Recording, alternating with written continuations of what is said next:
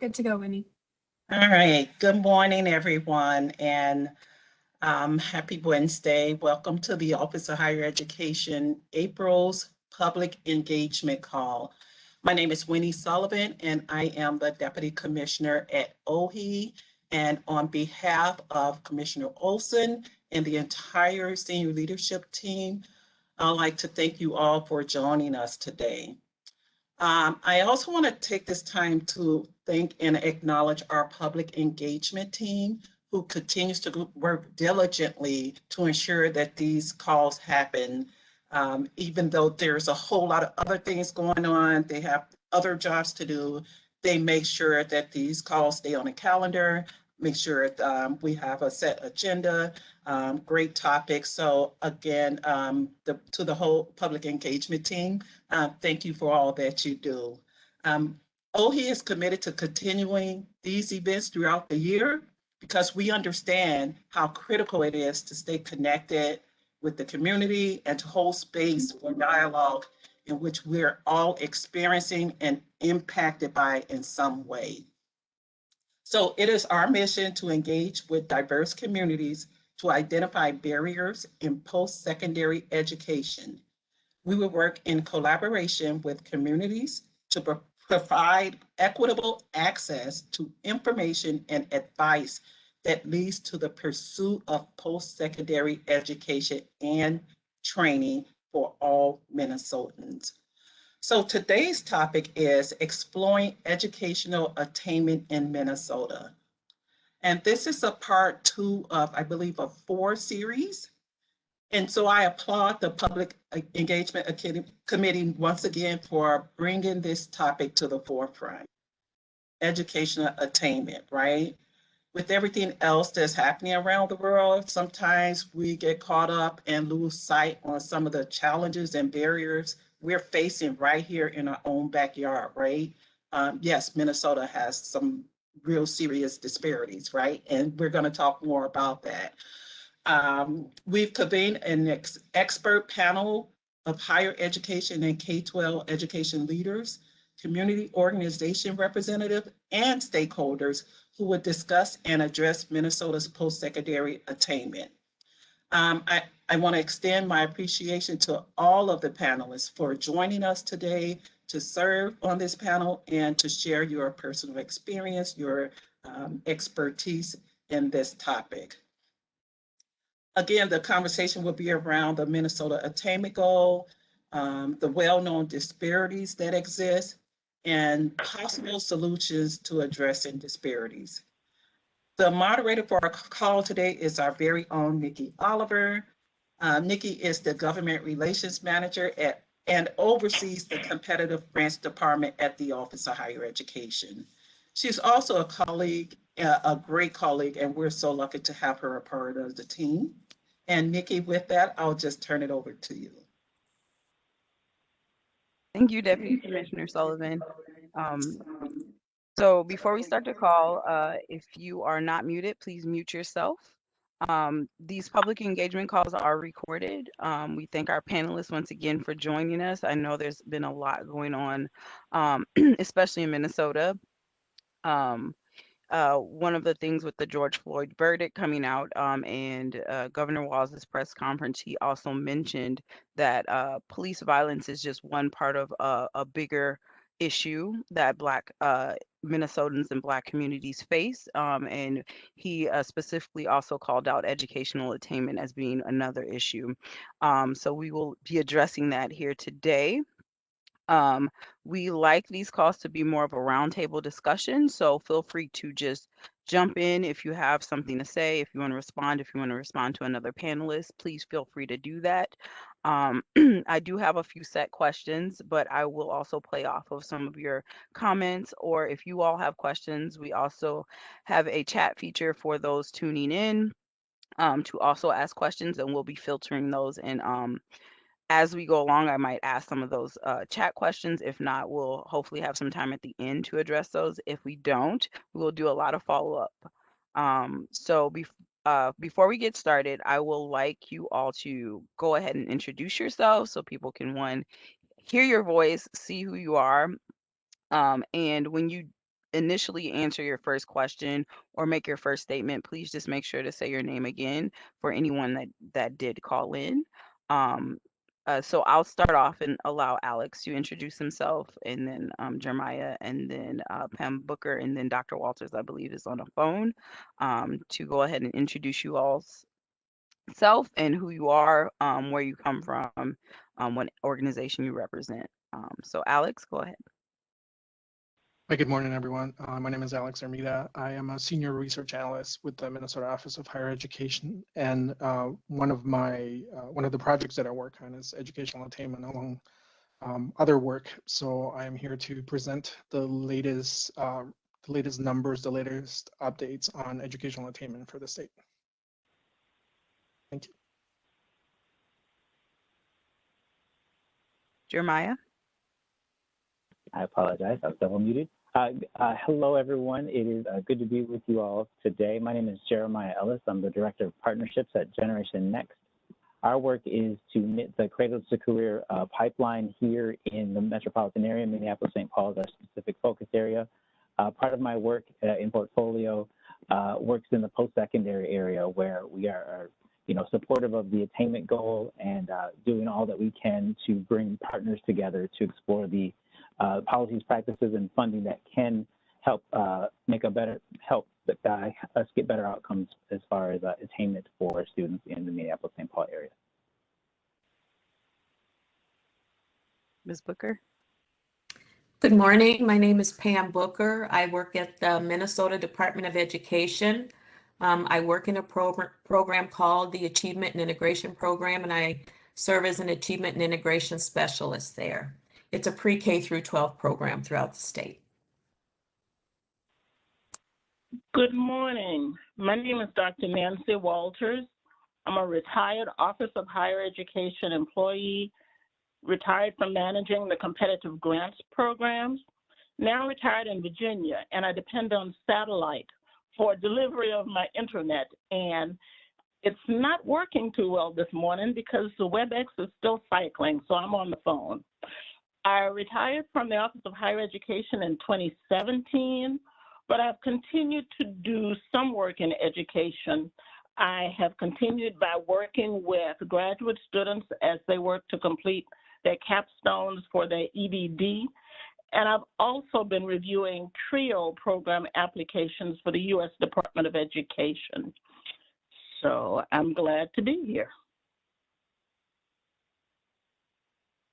Thank you, everyone. Thank you so much for being on here. We look forward to hearing from you all and some of your expertise. And I will also highlight that one of the purposes of this call is also to provide solutions to issues being faced. So to begin the call, we're going to allow for Dr. Hermida is going to do a presentation essentially on the attainment goal. We'll address kind of what educational attainment, what do we know as far as data, and where's Minnesota in terms of educational attainment. So Alex, I'll hand it over to you. All right, thank you. I am gonna share my screen and start the presentation. If you are able to hear me well and see the screen, can you give me a thumbs up and so that I know? Okay, looks good. So good morning, everyone. I'm extremely happy to be here and happy to tell you a little bit about what I know for educational attainment. So so this is going to be kind of a high level overview, but first let's start with just defining what educational attainment is for folks. Educational attainment refers to the highest level of education that an individual completes. Educational attainment of a population is reported as a percentage or a count of the population that holds a post-secondary credential. And when I say credential, what I'm really meaning is certificates, associate degrees, bachelor's degrees, master's degrees, doctoral degrees, or any high-level professional degree. Now, the question of why educational attainment is important, this is going to mean different things to different people. I mean, I think generally, most people have a consensus that the more education you get, the better off you are as an individual.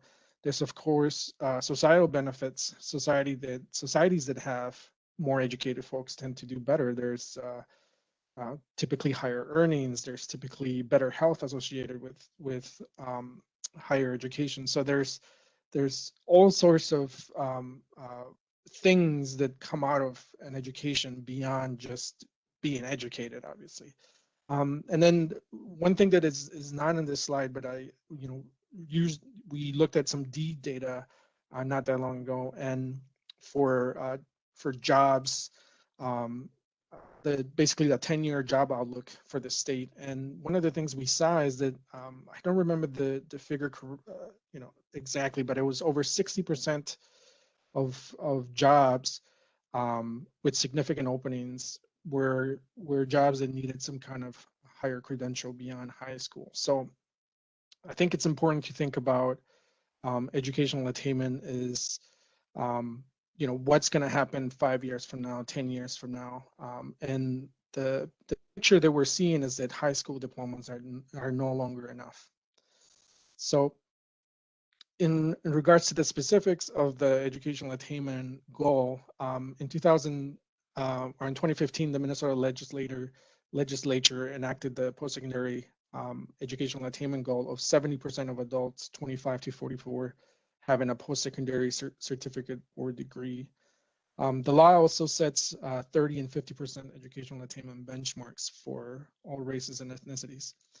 One of the things that I want to emphasize is this age range of 25 to 44, because I think that's a very important part of the law that we need to pay close attention to. And this is just a rough illustration of something to kind of educate folks on what that means. So educational attainment, there's over 40 states that have some kind of educational attainment goal on the books, and each state is going to measure different things, and they're going to have different age ranges. So if you think about 18 being typical high school grad age, and then if we talk about traditional students graduating somewhere around 22 years of age. So our attainment goal starts at 25 and goes to 44, but and most attainment goals start at 25. But there's some states that end their attainment goal at 34 years of age. We end at 44. Some end at 54. A lot of the Lumina and Census and a majority of states do 64 as their ending period. So that is all to say that our educational attainment numbers are not necessarily comparable to other states. So you're not comparing apples to apples when we give you a number and then you compare it, for example, with South Dakota or Texas or Tennessee for that matter. So it's something to keep in mind, that you have to look at our educational attainment numbers separate from everybody else because of our age range, right? So let's dig right into what educational attainment numbers, what the educational attainment numbers are. So this is the latest update. These are the 2020 estimates of educational attainment.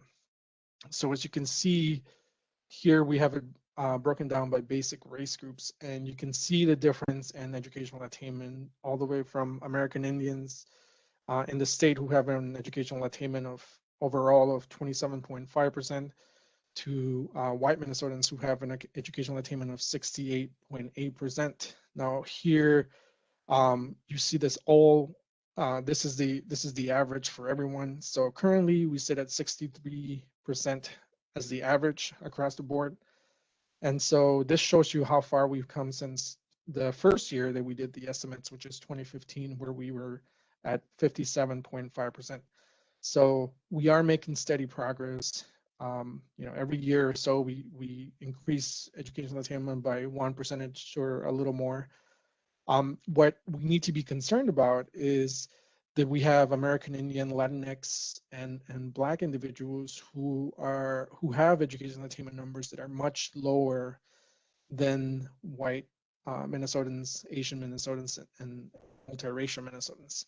And one of the key things here is that these are basic race categories, and so I'm going to unpack what that means in just a second. But if we look at educational attainment in terms of certificate or associate credential and higher, You can see that the numbers across the board are not, they're not necessarily comparable. And what I mean by that is we have some groups that have a much higher percentage of certificates versus other groups. And so we need to, this is something that concerns us at the Office of Higher Education because of the potential career outcomes that you can have depending on the degree that you have. Here's another slide to illustrate what I mean. American Indian Minnesotans, their percentage of total credentials that are certificates is 34%. And that's compared to the average, which is 13%. So one of the things that we often talk about is the type of degree matters just as much as the degree itself.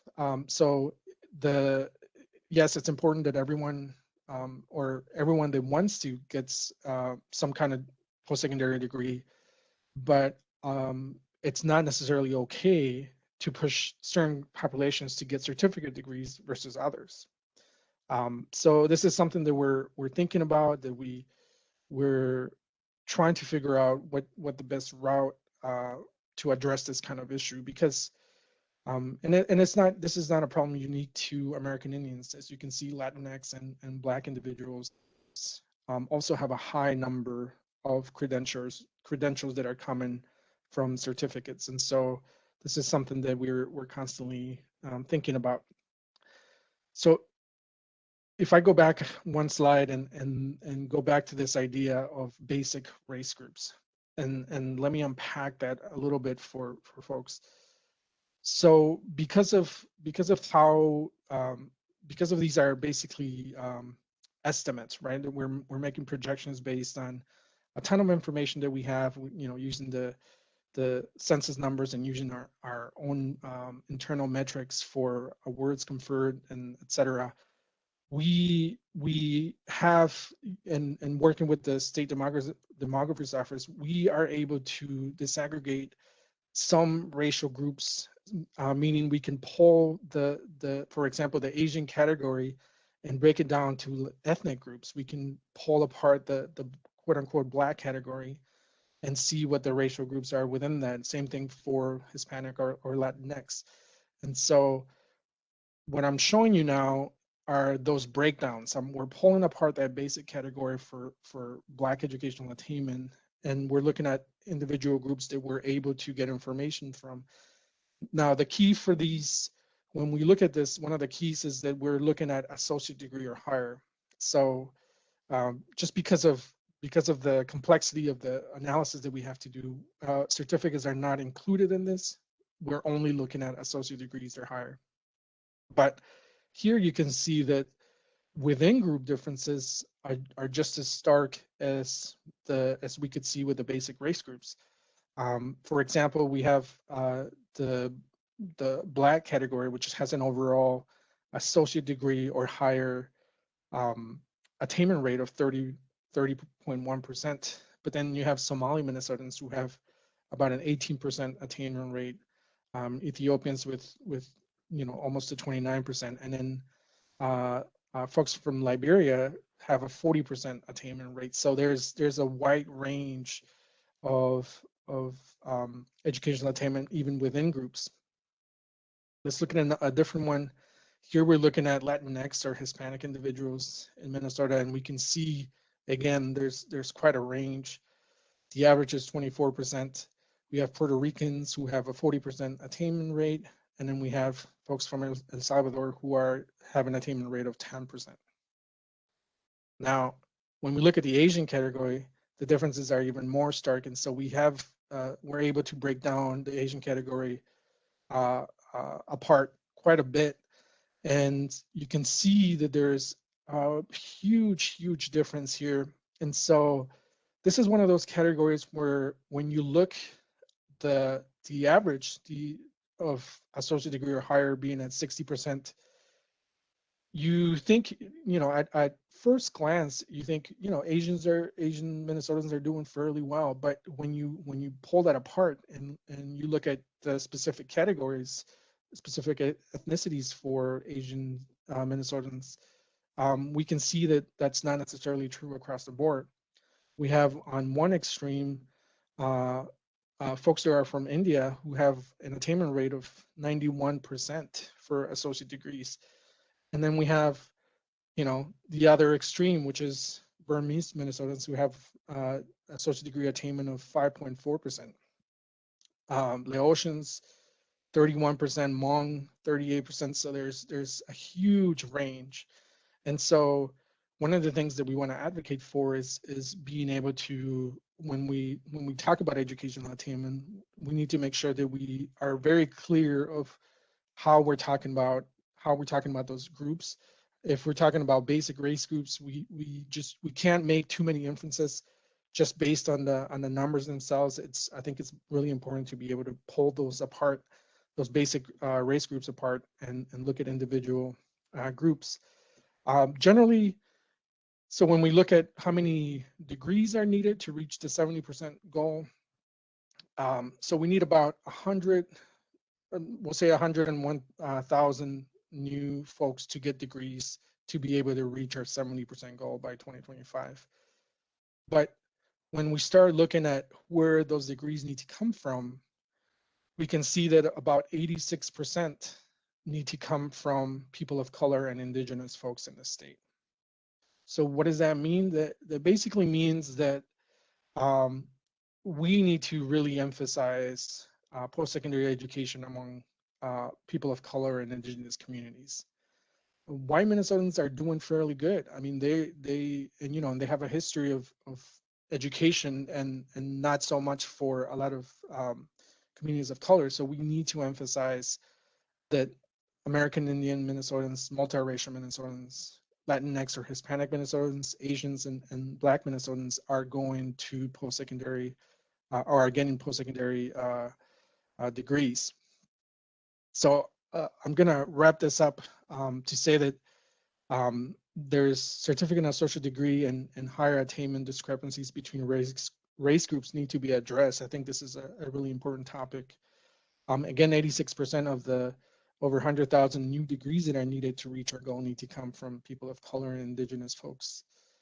And like I said before, basic race group attainment numbers can be deceiving, so we need to continue to disaggregate this information as best we can. And we need to go beyond discussing the overall numbers just for basic race groups, because that could be really deceiving. And I don't necessarily need to say this, you saw this in the numbers, but there's a large gap in educational attainment between people of color, indigenous folks, and whites in the state. And we need to talk about this, and we need to actively do something about this. So this was a really basic presentation. I'm gonna go ahead and end there, and I'm gonna stop sharing, and I welcome any questions. Thank you, Alex. Thank you for sharing that data. And also thank you for also staying on to be a part of the panel. So the initial question for the panelists here is like, what are your thoughts on Minnesota having an attainment goal initially?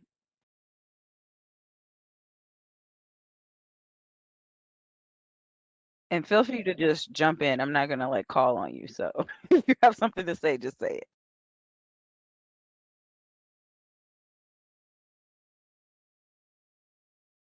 Dr. Walters, are you unmuting yourself? You have to unmute.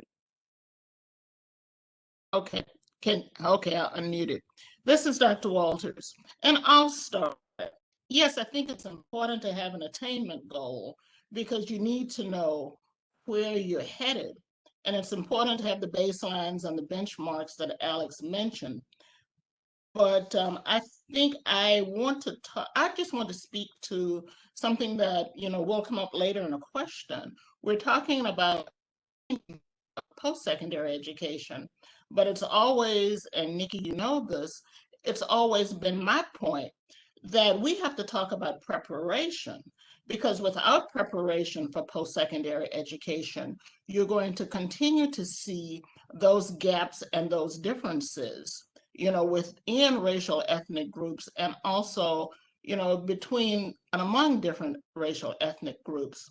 So without preparation, we won't be able to talk about students making choices, adults achieving or attaining post-secondary degrees. So yes, it is important for Minnesota to have a goal, but I think, and I'm not aware of how much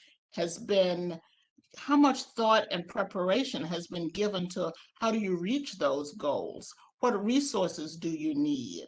And what benchmarks are you going to put in place to meet the attainment goal? I agree with Dr. Walters. This is Pam from MDE. It's good to see you, Dr. Walters. Looking good. I agree with everything Dr. Walters said, and as a person that's coming from a pre-K pre-K-12 perspective, we really have to change the way that we educate our younger kids to make sure that they are not starting at deficits when they enter middle school, high school, making sure that they have a solid foundation to build upon. I think it's great to have an attainment goal, but I also think we need to look at what happens to children before they get to what happens to that love of learning. I'm a kindergarten teacher to my heart.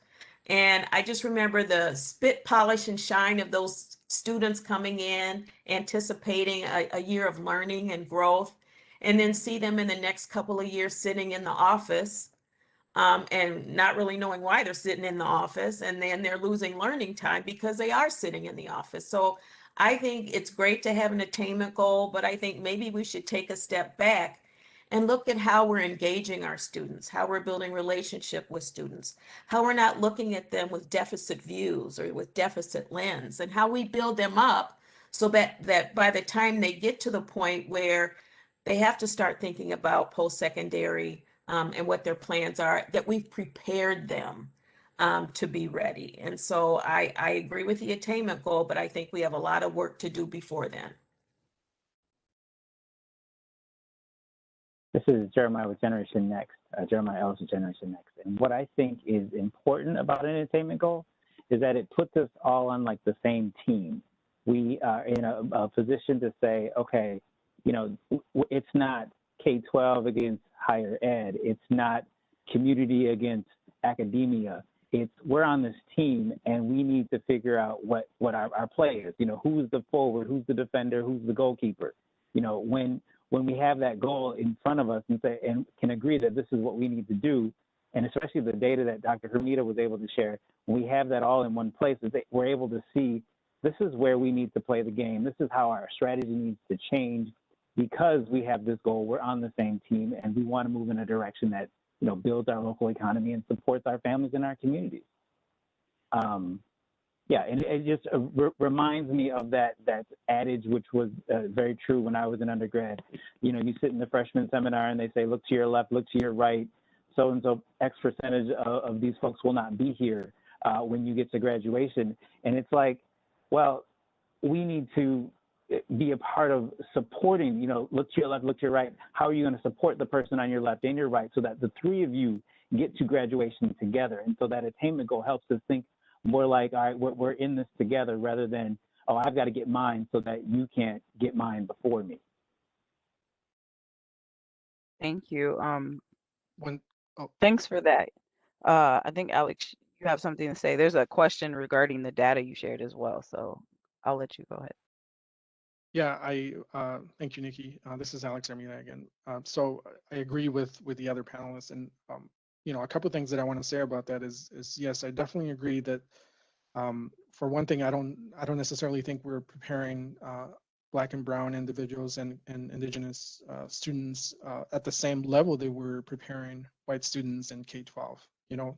And I think that's not necessarily an opinion. I think that's just a fact, right? And when we look at graduation rates, that's one key indicator, right? When we look at developmental education, who's taking developmental education courses in post-secondary, we can see that it's typically Black and Brown and Indigenous folks. So what does that tell you? That tells you that they're not necessarily being prepared, or they're not being prepared at the same rate as white folks. And so that's a key. But one thing and I've had conversations with students and I've had conversations with parents, and One thing that is clear is that, and I think contributes to this problem, is that how many, when I ask students in K-12 of color, how many people do you know or you've talked to who are also people who look like you, who have a degree, some kind of post-secondary degree, who is, a teacher, a lawyer, a doctor, something other than an entertainer or some kind of ball player? How many people do you know like that? How many people have come to your school or are helping mentor you or anything like that? And the usual answer I get is zero, right? Aside from maybe teachers in their school. And I think this is one of the key problems, in my opinion, is that a lot of Black and brown folks and indigenous folks are just not used to seeing successful, highly educated people of color. And so when you live in a world where this is not what you see, a lot of kids lose interest in school. Well, and they lose interest for many other reasons too. I think that there's a problem with finding education relevant to their lives and other things. But when you don't see people that look like you in schools, that's a huge problem, right? And so I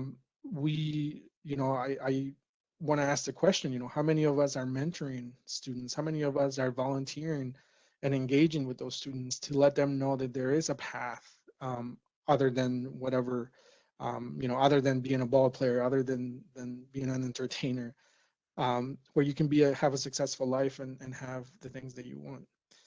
And granted, post-secondary education is not for everyone. And this is a common thing that I hear when I do these presentations, and I usually hear it from, I'm just going to call it out. I usually hear it from white folks in the room who say that higher education is not necessarily for everyone. And so, we always want to ask, but, it was okay for your kids to, right?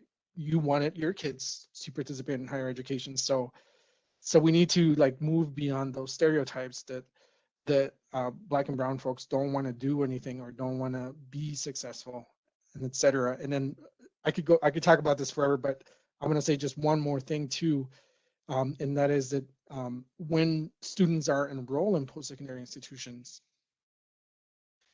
it's my perspective, and this perspective may be, you can take it from a lens of someone other than working in higher education at OHI, but it's my perspective that we spend a lot of time focusing on access to higher education, which is important, and we spent a lot of time thinking about financial aid, which is also important, but we spend much less time thinking about what's happening to the students once they're in higher education, right?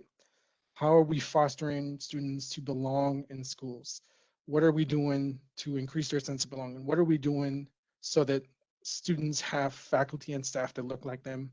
Because all these things, I think, contribute to this problem. I'm gonna take a pause for now.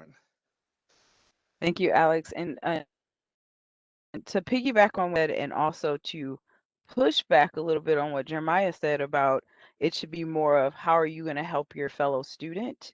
I would push back on saying the question shouldn't be asked of the students to help each other.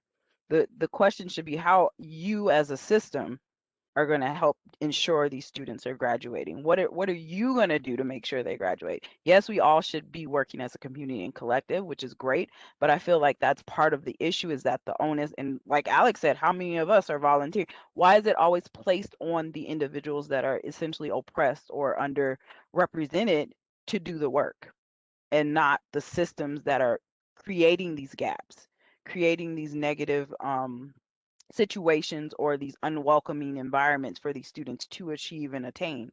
So I want to push a little bit on that notion, and to address a question from the chat, and also a question that we already have planned, is that with the data shown, we see there's extreme gaps. There's extreme gaps within the goal and by race, and there's extreme gaps even within those larger race categories. But there's also gaps within healthcare economics and housing and all of those things I think correlate with one another. But as it pertains to education and the data that was just presented, I think you guys kind of touched on this a little bit, but why do you believe these gaps exist and have persisted for so long? And someone in the chat identified, I think, the Asian category when you broke it out, that they felt the ones that had the lower attainment rates tend to be refugees or more apt to being English language learners. And they thought that contributed probably to that gap within that Asian category. But what are you all's thoughts on why these gaps have existed and persisted, and especially in Minnesota have actually grown? As even as data comes out and as solutions are constantly being produced and made, and we've had solutions for decades, but the gaps continue to grow. What are you all's thoughts on those?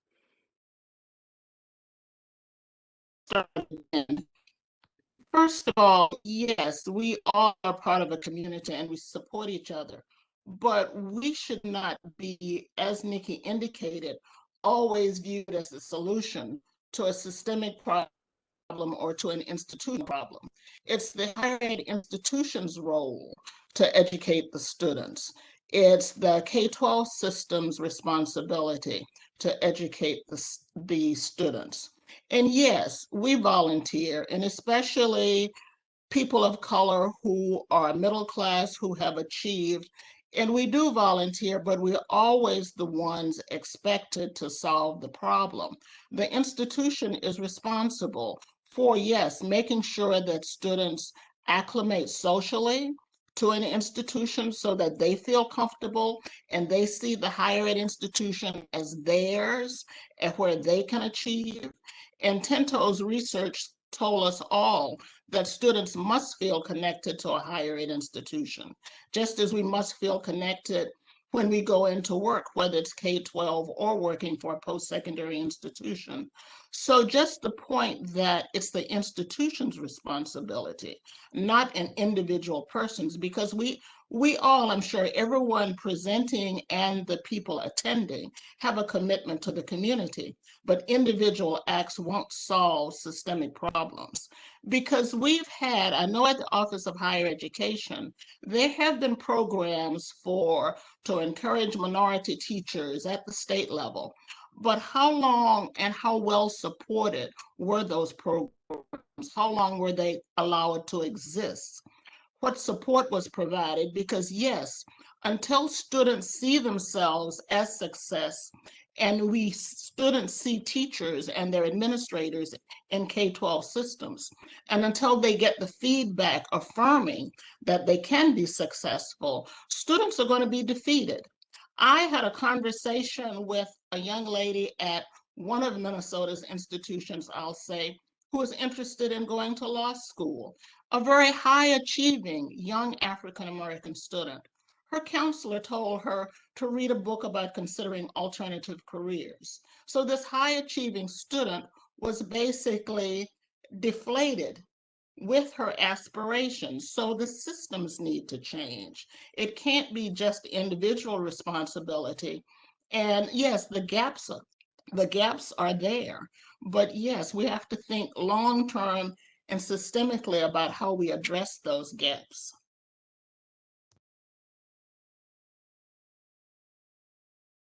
I would agree again with Dr. Walters, but also in my background as a classroom teacher, I remember someone saying to me once that you bring all of who you are into your classroom. And so I think as educators, we also need to be doing our own self-work. There may be challenges with students because our lived experience hasn't allowed us to have a lot of interaction with those students and the people from their communities.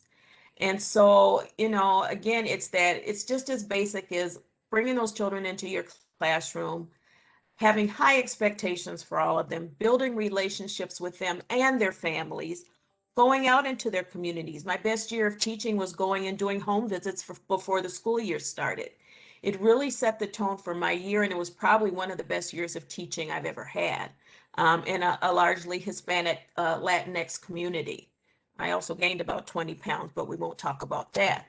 I just think it's really important, and it's just as basic as loving those kids and wanting the best for those kids. And unfortunately, teachers, like everybody else in every occupation, are human beings. And they bring whatever kind of biases, whatever kind of stereotypes, prejudices, and we all have them. I'm not standing here or sitting here saying that I don't.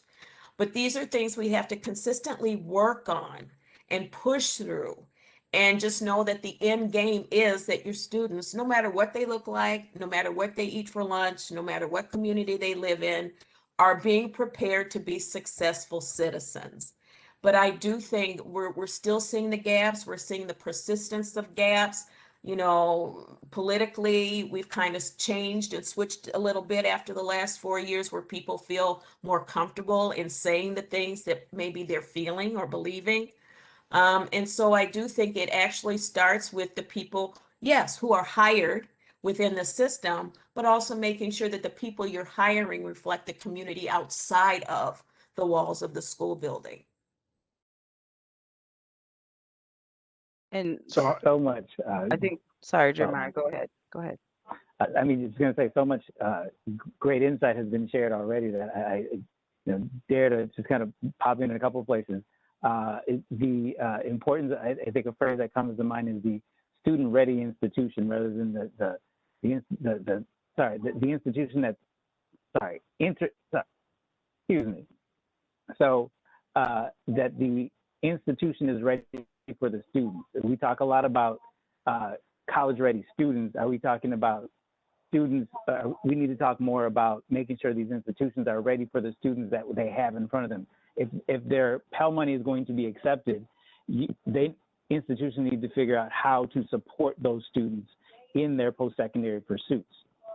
And then Alex talked a little bit, Dr. Hamida talked a little bit about mentoring, and Dr. Walters talked about students. And it just reminds me of my father, who was told when he was in high school that he wasn't smart enough. You know, a counselor said to him that post-secondary isn't necessarily for you, but he proved them wrong. And I just think about, there are probably so many other Black men, Black folks who have had a similar experience and has depressed the number of degrees that are attained. And that then kind of cycles through to the number of folks available to be mentors in the classroom, or to be that example for that student who says, I want to go on to post-secondary, but I don't see anybody like me. I haven't had that experience of knowing what it's like to have I only know what I see, and I only see entertainment.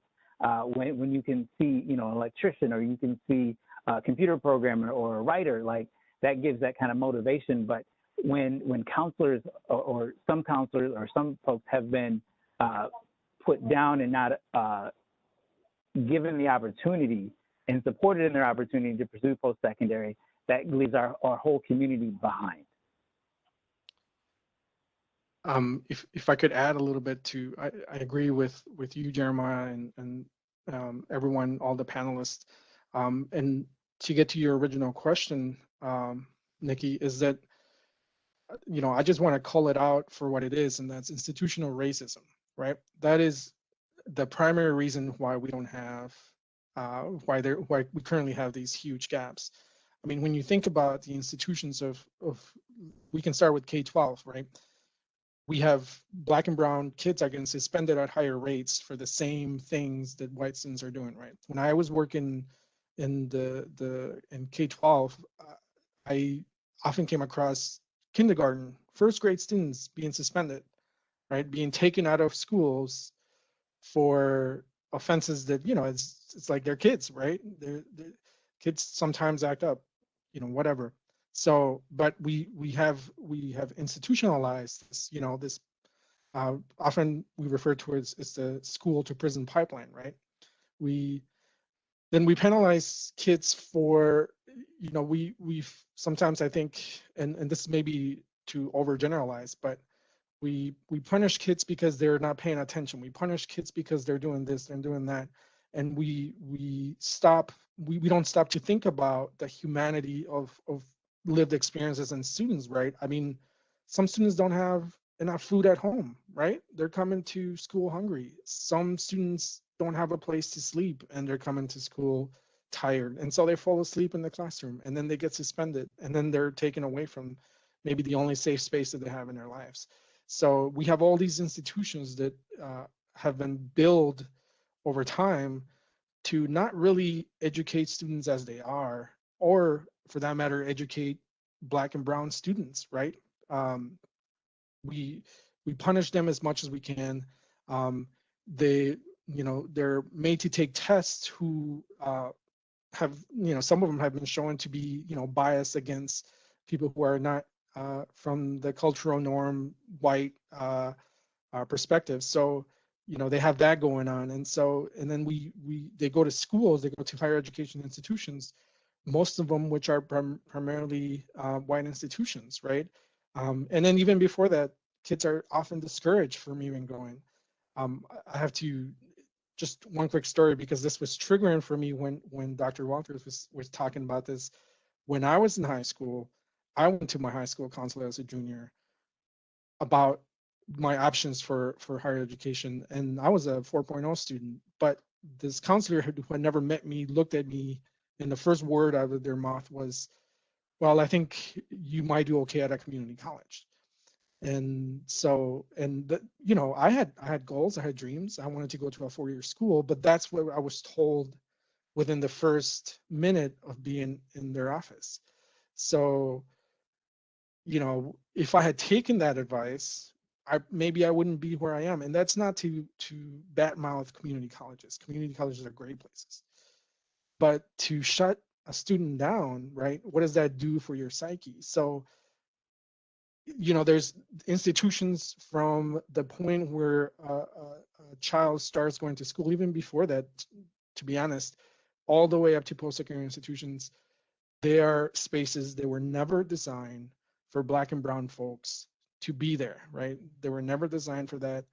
Now we're questioning why there aren't so many students who are not graduating, why not so many are going to higher education, and it's because it was designed that way, and now we're swimming upstream trying to get ahead when we have all these other forces that are pushing us back. So I'll stop there.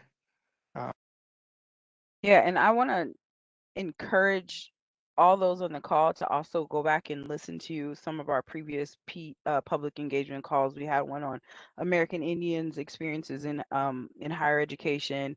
We had one on the Black experience in higher education, mental health and basic needs and stuff that touches on a lot of the stuff. And there's a lot of intersectionality, but I agree with Alex that I think it boils down to institutional racism at the core. Um, uh, and one of the things as well that I think is I would like you all to address is that and also mentioned on one of the calls was that it's not hard to it shouldn't be hard to make changes, because as we've seen through the pandemic, institutions were able to do change immediately. So these problems that we've known for decades and even centuries and have come up with solutions are still taking like baby steps, and fractions of changes are occurring. There's something else going on. So like I know there's always the excuse that things take time, and things do take time, but systems and institutions, and I'm speaking post-secondary, they've been able to adapt to other things very, very quickly. So I don't believe that there's no opportunity to adapt to their changing demographics and the students that are starting to come in. And that's the next question, kind of like, with these gaps that we know exist in attainment and the traditional college student changing, what do you all think will happen if nothing changes? If we don't do anything to change these gaps, what is that impact going to be? Because I know one of the other issues is that why these gaps persist is that it's who the state and who as a whole, who empower what they value. There's a lot of conversation around workforce needs, and it's because companies need workers now. So there's a lot of conversation around that. But like Alex had mentioned when he was presenting his data, it's skewed. who do you tell to go where? You're not telling your child to go get this low-level certificate that doesn't move up. You're allowing them to go get their 4-year bachelor's degree at some high-priced institution. But you want to funnel a lot of underrepresented, I hate the word minority, underrepresented students into certain programs. And I will say, like, I understand there's short-term fixes, people need income, but we miss the long-term effects of that. And also not addressing the other like areas of disparities. So if we don't fix the workforce and discrimination there, where people can't move up because of who they are, pushing them into those low-level entry-level careers leaves them stuck, essentially. So there's a lot that needs to happen. But to the question that I asked, if we don't do anything, what will happen? What's going to happen? This is Dr. Walters. I'll start again. Well, if we don't do anything, I foresee the gaps just widening. We'll have greater differences.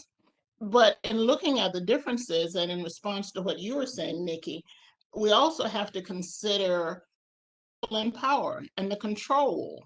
How willing are people to give up power, to share power, to listen to different voices? Because that's what we have to do to address the inequities. And we know the inequities are there. They're there in the resources provided to different student groups. They're there in the kinds of supports provided to different student groups and to different settings, different schools, different public institutions. So I think we have to think about power and people's desire to have power and to control others. But how do we support people being in control of their own lives by making sure the resources and supports are there to address these inequities?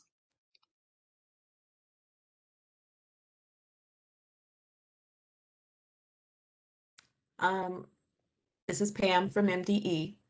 I also think that there's a lot of talk now about diversity, equity, and inclusion. It seems like there are buzzwords that come along every 10, 15, 20 years. And, that appears to be the new, I don't want to say quick fix, but I think a lot of people feel that it can be a quick fix. And I guess my response to that is a couple of things. I've been doing equity work for a lot longer than I want to admit on this WebEx this morning, but I didn't have gray hair when I started, so that should give you some ideas. Equity work is choice work. You can't make people do the right thing, and I remember hearing this from Geneva Gay. You can't mandate morality. You can't mandate morality. And I think that's why we're kind of in the place we are and having the discussions that we're having this morning, is that it took us a long time to get into this, into this situation. And I don't think it was done without purpose in many of the circumstances. And so I understand, it takes time, the work takes time, our own work takes time, but I thought this would be figured out by the time my first child was 40, and she's closer to 40 than she is to 35, and we're still having these same conversations. And then she's sharing conversations again and experiences that she's having her work experience. So yes, it takes time, but equity work is choice work. And, I've been in a room of 250 people that were happy to be there, and with 10 that weren't. And sometimes it's those 10 people and those resistors that get most of the attention. So we continue on. And I think if we don't do something, the numbers that the doctor shared with us this morning are going to get worse. And he said something about swimming upstream. I don't even think we'll be swimming at that point if we don't start making some changes. And yes, positions of power are important, but we have to make sure that we're raising up the people who have had the lived experiences, who are willing to listen to different perspectives, who allow different people with different lived experiences to sit at the table and join in making those decisions. And those are the people that we need to be lifting up. Everybody doesn't want to give up power. But at where we are right now, I think we really need to seek out those people who are willing to give up power and to share their power and speak truth to power. And this is Jeremiah with Generation Next. And I think too many of those folks in power with power have not been made to feel uncomfortable, or we move at the speed of their ability to be comfortable. You know, there is a call on us to do things differently, but we're comfortable here in Minnesota at near the top of the list when we talk about aggregated, you know, data around our post-secondary attainment. But when you disaggregate that and look at where we are, you know, by racial group and ethnic group, as Dr. Hermida did, you know, we see that we are not as good as we think we are here in Minnesota. And too many of us are comfortable with that. And the ability of us to resist that is kind of holding us back. I think this pandemic has showed us that, you know, change, yes, to Niki's point, yes, change is possible, but only because those in power were uncomfortable. They were uncomfortable enough to say, well, we got to do something different. But as you know, it's too easy for those in some areas to not be able to see Black people in their surroundings, you know, not have a daily interaction with these type of disparities. And it's important for us to continue to raise those voices and have, you know, present those opportunities to hear of that lived experience. I think Dr. Hermida, you shared quite a bit of data, but, you know, as I was looking, I thought, you know, it makes a whole lot more difference when you have that lived experience. And I'm glad you really added into that lived experience as part of the data, because it doesn't necessarily just show us, the numbers don't tell us everything. It's that lived experience that really adds into the conversation. It's going to help us get to, you know, those solutions as to what's going to get us to move to that next direction, further. And I think it's, you know, when there's economic pain for the comfort of folks, that's what's probably going to happen if we don't take the time now to start to address these gaps. This is Alex Ermida again, and of course, I mean, I think all the panelists are right on with their ideas, and I think so from a statistical perspective, I mean, we could reach our 70% goal. Minnesota could, without doing anything, and that of course would be supported by basically white students, white folks, you know, having enough of them to get us to that point. So, you know, I've heard people mention this idea of diversity and inclusion and equity and all these buzzwords that are happening right now, and this is one of the problems that I have with this system, and why I think this is the part of the systemic problem, right? We really want to emphasize as organizations how we're thinking about equity, how we're doing all this stuff, but then what we actually do doesn't, in my opinion, really measure up to what equity really is, right? I'll give you an example, and I don't necessarily want to pick on MDE, but I was looking at MDE and looking at this 10 commitments for equity, right? And I looked at the paper and I thought, oh, that's great. But what are we actually saying in that document? They're all basically buzzwords, right? When we really want to commit to something, then we put hard numbers by them, right? So we don't just say we want to improve graduation rates. We say we want to improve graduation rates of indigenous populations to 90% in 5 years, or we want to make sure that all students of color, 99% of them are graduating, and not just graduating, but they are prepared for whatever lies beyond high school, whatever, and that's going to be their choice, right? We haven't actually done that. We come up, we elect people into power who really don't, this is again my opinion, don't really have a vested interest really to think about equity in the same way that maybe we do, because they might recognize some of these issues, right? But they're not really willing to stand behind actual policy that is going to improve the outcomes for people of color and indigenous populations in the state. So I really think, I mean, that's where we really struggle as a society. I mean, we need to be more involved in policy making process, in elected, you know, how we're electing folks to, and what kind of folks are being elected to serve the needs of the state and everything else. I mean, I don't see enough people of color in power. I don't see enough people of color in leadership positions. For example, I think in you know, the burden of doing a lot of this work falls on a few individuals of color, even as a state agency, right?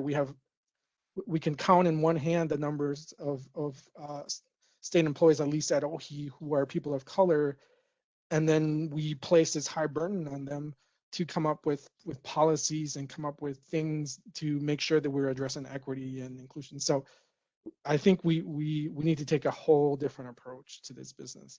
And you know, we have 400 years of history that have gotten us here, and now people think that 60 years are going to make a difference somehow when we have 400 years of this. So we really, you know, if we're really committed to it, we need to take steps, and we need to take steps that are going to be measurable and with measurable goals so that we can move forward.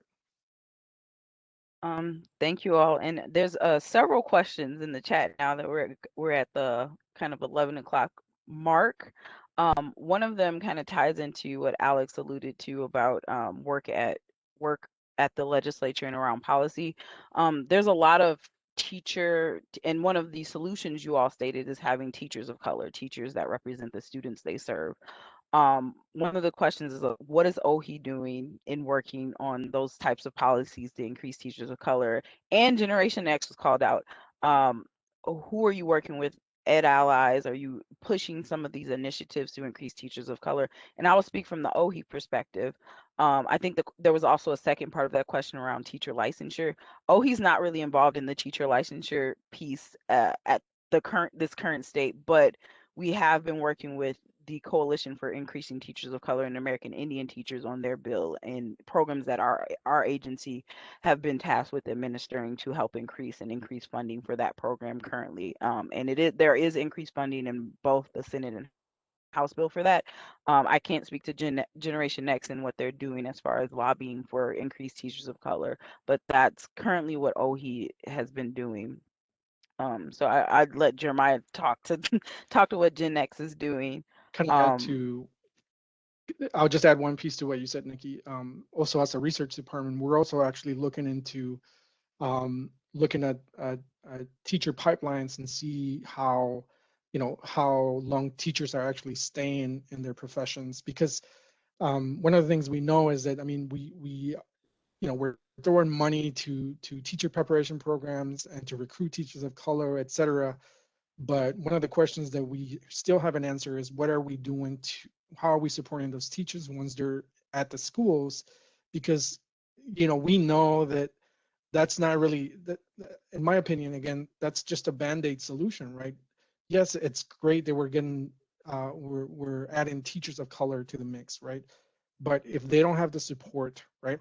If the principal at that school and the other teachers at that school are not prepared to have that teacher of color, and that person's going to be isolated, right? They're not going to have a sense of belonging. They're not going to feel like a part of that faculty. They're going to leave, and a lot of teachers leave within, I forget the numbers, like 3 to 5 years, I think. So again, how are we doing, you know? And so we're right now, the research department, we're actually trying to look into one of these questions so that we can actually have numbers behind it to say, this is what we know from records. This is how many teachers are going into the pool. This is how many are leaving within X amount of years, and so it's something that we're currently looking at. In Minneapolis, 66% of the students are. So sorry, I thank you for the question. I put in the chat for those on the WebEx our annual report, which talks a little bit more about our work in that space. But for those who may be viewing this later, gennextmsp.org is where our annual report can be found. But I think Generation Next sweet spot is between systems. between the K-12 system and between the higher education system. And so we've been in a position to kind of knit those places together when it comes to supporting teachers of color who move out of the post-secondary system into the K-12 system, and kind of that become to grow space is kind of where we find our sweet spot. And really understanding kind of that aligned expectations, pre-service experiences, match and placement and onboarding and induction, and really bringing together, thought leaders around that space, and also, some peer-to-peer sort of work together to understand how we can be more supportive of teachers on the diverse track line. Diverse teachers on a pipeline to become successful teachers. Thank you, Jeremiah. And so I know you all have touched on kind of some solutions, by also addressing some of the problems. So we're gonna move a little more into some of the solution ideas. But before we do that, I think there was also a question about do we have data as it relates to individuals with disabilities and their attainment? And that also goes into how should we be assessing or using data, and especially in the way we speak about it. So for example, a lot of times, and I'm not saying we do it here, we compare the white number to the number of to the individuals of color as if the white number is the standard. We have an attainment goal, but we always say compared to whites, we're here, instead of talking about compared to the goal, we're here.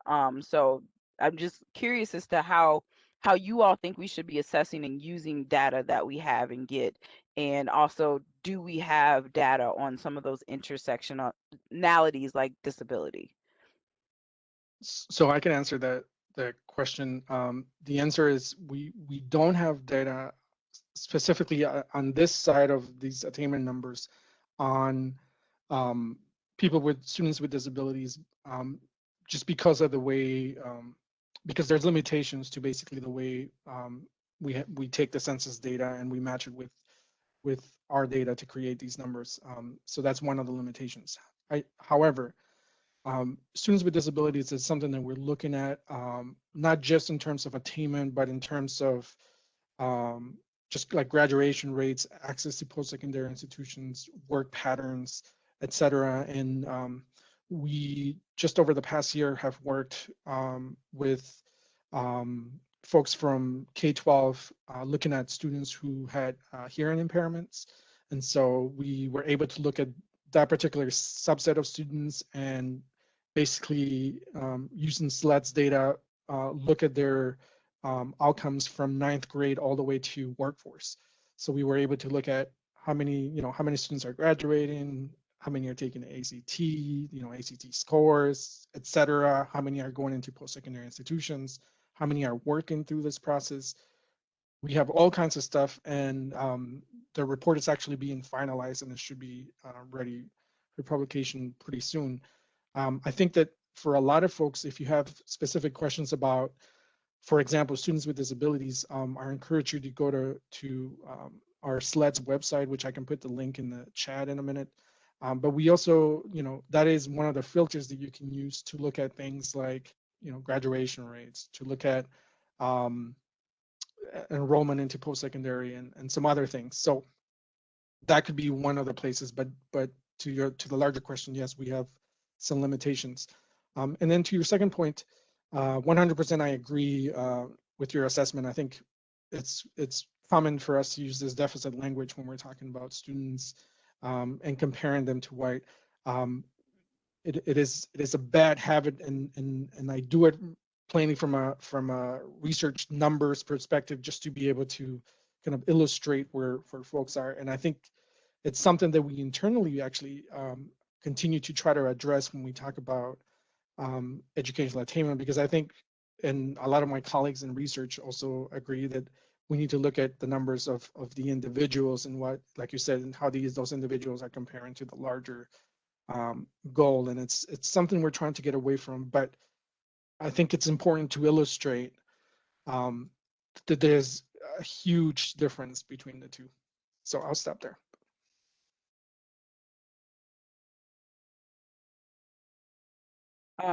Just so we can, I know there's we have a few minutes here left, but so we can touch more heavily on some of these solutions. So what do you all think it seems someone could do now? Something someone can do within the next 2 years, and something we can do within the next 10 years. And I'm asking that because I know there's a lot of work to be done, and there's things that do take a lot of time, but there's also things that can happen in the now. Um, and also, I also want to address this. Like, I know money is needed for a lot of stuff, and also people put their money where they value things. So I know there's always a pit against, like, we can either do this or we can either do that. But when it comes to their stuff, it's like we can do it all. But I also know that there's a lot of significant change that can happen that doesn't need funding. So I just want to make that known as well. But what do you all have or think of, or even things you're working on? And I want to highlight that Dr. Waters is my predecessor, former mentor, and she made it her job to um, promote and implement programs that did a lot of the things you all are talking about now. Hence, this is kind of how I got into my position with a mentoring project or program to talk to K-12 students about college going and access and financial aid, but as a person of color, to also give that shared experience. But that's one solution that I know of for a fact that we could be doing. But I'd like to hear from you all on some possible short-term and long-term solutions. And you can call our agency out as well. We definitely want to hear from you all on things we should be doing and do better.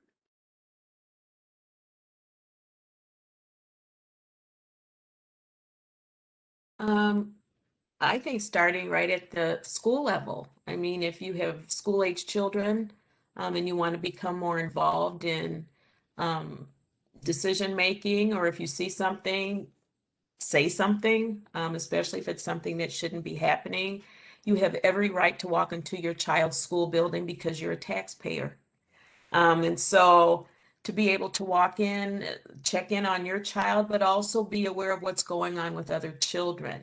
Wanting your child to be in a school that's great for all kids, not just your kids. And so I think being able to speak up and speak out, being a part of some decision making, being that squeaky wheel at the table sometimes when it needs a squeaky wheel. I think that's a way that most people can become more engaged right now. As far as the big systems change, if it were as simple as money, we'd have this figured out, right? I mean, if it were just about giving schools money to do the right thing with, a lot of these issues still wouldn't be happening. So it's more than money. It's a mindset. It's a heart set. It's change, and change does not come easy, especially for human beings. I just think keeping your eye on the prize at the end, and that's the kids and how successful they're going to be, and how we're going to be able to leave the world in a place with capable folks to run things, hopefully a lot different than we've run them. And so I think if you want to get in though at the front door, I think getting into those school buildings and figuring out what's happening and what's going on. Your kids talk to you about what's going on in school, I'm sure. And I think you need to listen to them. And so I think for me as a teacher, I always encourage families to make their presence known, and don't be a stranger. You have every right to walk into that building anytime you feel like it.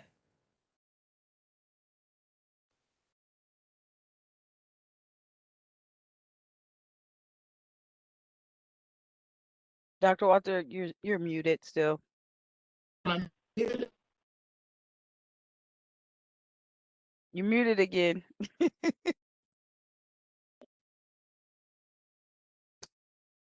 There you go. So, okay. I want to say so many things that everyone said, I fully support and totally support. For example, having parents and guardians comfortable in going into the schools, I think that's an issue because so many parents weren't they weren't comfortable as students. So we may need to support them. That might be a time when we could be a third person going with a parent and a student, or a second person going with a parent, or supporting a parent, so that they feel comfortable going into a school and talking with an administrator or a teacher when they may not have been comfortable as students themselves. Someone in the chat mentioned having measurable goals. That's very important, because you need to know when you're meeting your benchmarks and when you're not meeting your benchmarks. In reference to the pipeline for teachers, yes, I think we have to look at how do we retain and support, because putting an individual teacher of color in a school system where they're the only one, they may not feel welcomed and supported, and that's when they leave. How do you retain? How do you support teachers or young professionals when they go into a setting where they may not be welcome, their ideas may not be accepted? How do you find ways of supporting them? And yes, everybody's response is individual, but I think we have to look at how do we get systems to change? How do we advocate within a system for a system to change, whether it's lobbying legislators, whether it's informing organizational leaders of what the real needs are as we see it. And this is a continuing process, because I remember years back when our group in Minnesota, the Association of Black Women in Higher Education, at least 20 years back, we had Josie Johnson come talk with us. And she said then how her participation in the civil rights movement, she was expecting change and she was expecting improvement, but she was seeing that the fight had to continue and continue. And I often think about her, because I know she told our group that at least 20 years ago. And it is disheartening to see the need to continue to have the same fight, but I think it's necessary. And we have to figure out, how do we get organizations to change? Because that's where the leadership is, that's where the decisions are made, and that's where the money and the resources, that's how, when and how they get allocated. So my comment. I think to Dr. Walters' point, there are some organizations that are currently changing and putting out efforts, particularly in the higher education space, towards helping attainment. The Minnesota Private Colleges has an intentional effort for African-American male students in several college campuses that they're getting kind of the mentoring and support that they need, in kind of that fraternal brotherhood towards encouraging their attainment goals. As individuals and as kind of as a collective. The Minnesota State University Mankato also has an intentional effort to support their Black male students, particularly in that first couple of years. And that has helped their students have a solid foundation and feel welcomed in that space, in that post-secondary space. I think the greatest opportunity in this conversation around post-secondary attainment is those who have some college and no degree. Those who have had the aspiration to, as well as the academic prowess to start a post-secondary degree, but for a myriad of reasons, life happens, have not yet completed that post-secondary degree. And so that is an opportunity space, I think, for our communities, particularly as we're thinking about 5 years from now, that goal being 2025, actually 4 years from now, excuse me, 2025 is 4 years from now, not 5 anymore. That's where that greatest opportunity, I think, lies for us.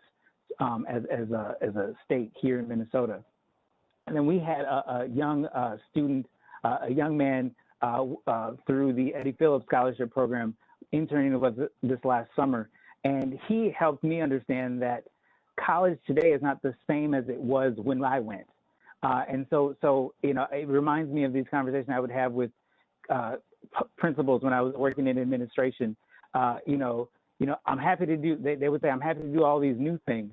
What do you want me to stop doing? And so I think there's a stop doing in our mental mindset of stop thinking, assuming that college experiences today is the same as the college experiences that we had when we were in undergrad. Thank you. Alex, do you have something to say? Yeah. Of course I do. 100% I agree with all my colleagues, and I want to add that I think to deal with this issue, I think this might be counterintuitive, but to deal with this issue, I think we first need to have common sense housing policies. There should be no reason why anyone should be homeless. We should be paying people fair wages. We should be making sure that everyone has access to healthcare. Why am I talking about those things in that education? Because research, we know there's been research about this, that once you start taking care of all those other things, and once parents feel safe, they're working, they have home, all these other things, that education is going to be lifted, right? We need to stop suspending students, period, right? We need to start making sure that teacher education programs are really training teachers in the right way. I think there's a lot of things that are missing from some of those programs. Excuse me. We need to, as a society, stop idolizing athletes and entertainers and start idolizing teachers and people who are doing the hard work of educating. I remember one of my someone that I read a lot of her work, Gloria Lanson Billings, once told me that she was in a classroom one time with full of people of color, and when they were talking about problems in education, and she said, well, raise your hand if you're thinking about being a teacher. And maybe she had one or two hands and about 500 folks. So that's part of the problem, right? People don't see themselves as being teachers and don't see it as a viable career. There's a ton of other things. I mean, I think we need to, it's not really about spending money, but we need to really make sure that colleges, post-secondary institutions are places where students of color and indigenous students can succeed. I don't think that's happening right now. Every time from my experience, every time there's a budget cut, one of the first things that get cut is the Black and Brown organization, the programs to serve Black and Brown students. That kind of attitude is a lot of what I see, and so I think we need to really have, this has been said before, measurable goals about what it is that we want and how we're going to get there, because the path that we're on is that these gaps are going to persist unless we drastically change a lot of things about society. And it's not necessarily just about education, but all those other things, right? The housing insecurity, the low wages for doing work, right? All these other things, because otherwise we're just putting a band-aid on a small part of the problem and not addressing everything else. Thank you all. I appreciate all of this. And we have a few minutes left. And with these few minutes, we were going to also kind of acknowledge some of the things OHE is doing. And one of those things is there's another goal. Know that aid is not the only barrier for access, retention, completion, but it is one of them. And one of the we have a FAFSA completion goal that our agency is charged with leading. And I was going to let Kat Klima mention that and talk about that a little bit. But in addition to that, our agency and with our current leadership and our commissioner are very much committed to closing these gaps. And one of the things that I don't want us to lose sight of is, yes, we have a goal and it's by 2025. And if you see the numbers, when you break it down by race, it's like, how the heck are we going to reach that goal for those most underrepresented? So when we get to 2025 and we're not at that goal, I just don't want us to lose sight of we still need to do the work. We've passed the goal date, we didn't meet the goal, but that doesn't mean we don't need to still continue the work and continue pushing. So I don't want that to be lost sight of. And some of the things that's happening policy-wise is we're making a lot of significant policy changes within our programs to better serve these populations in their post-secondary pursuit and attainment.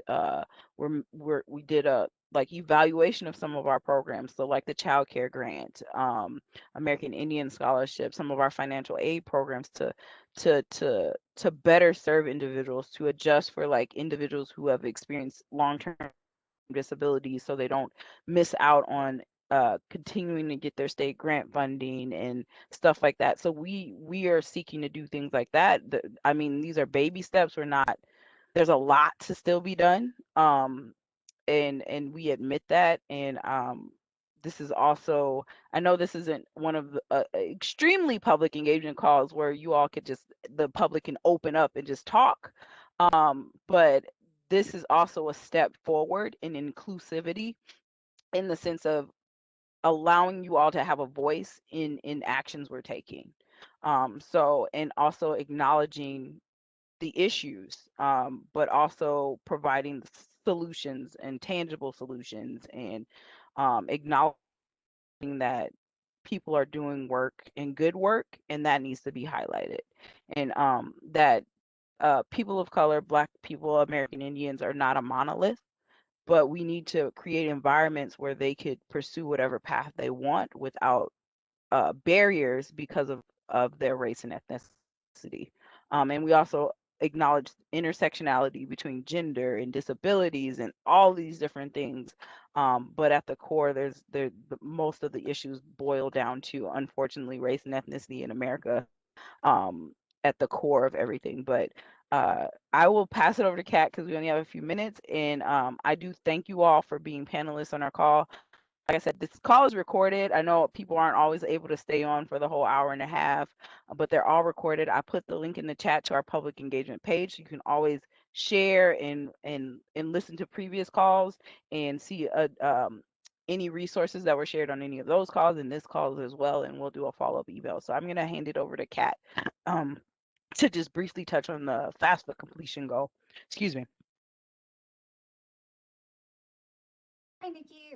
Thanks, everybody. So I do have some numbers here on behalf of our financial aid analysts at the office. And so just to give a state update, the state's overall FAFSA completion rate for the class of 2020 to 21 is 38.7%. Again, 38.7% for the class of 2020 to 2021. And those numbers are from the NCAN, the National College Attainment Network. According to the data available from NCAN, for FAFSAs filed through the first week in April, we are down 4.7% over the last year. And almost every state is experiencing a decline in FAFSA filing for the class of 2021, and most states are down 5% or more. Within Minnesota, we do have quite a range. Some districts do seem to be experiencing more of a disruption. For example, one of the schools that my colleague provided me is Edina School District, has about 60% of seniors currently completing the FAFSA. Last year, about 86% at Edina completed and 69% in 2019. So that doesn't feel like quite as big of a drop. Other districts have much lower FAFSA filing rates. So St. Paul Public Schools, for example, has a FAFSA filing rate of around 30% this year. St. Cloud Public School District currently has a FAFSA rate around 20%. So overall, this highlights disparities that students may have in accessing guidance on completing the FAFSA. We should also be concerned that many students in the class of 2021 are not on a college-going path. So the last thing my colleague provided me is we are also seeing disparities in FAFSA by race. Overall, the FAFSA filing rate for BIPOC students in the class of 2021 is a little over half of that of white students in the state, and only about 14% of American Indian seniors have filed a FAFSA for the next year. Those are my updates.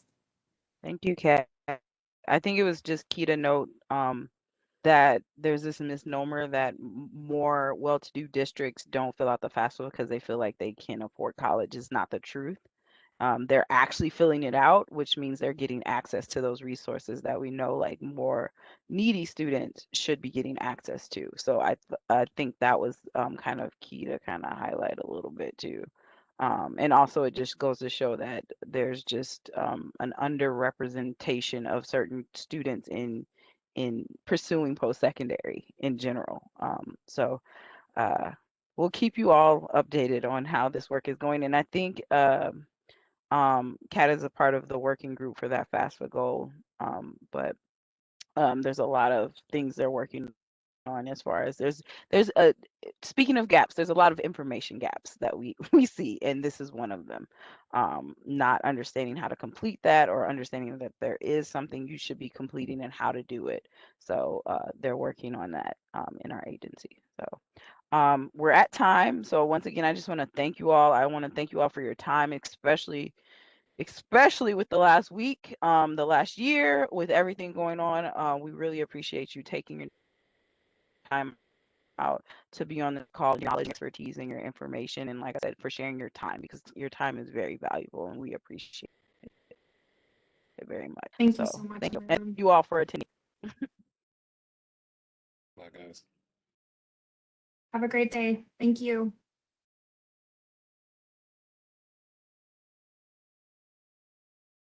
Dr. Walters.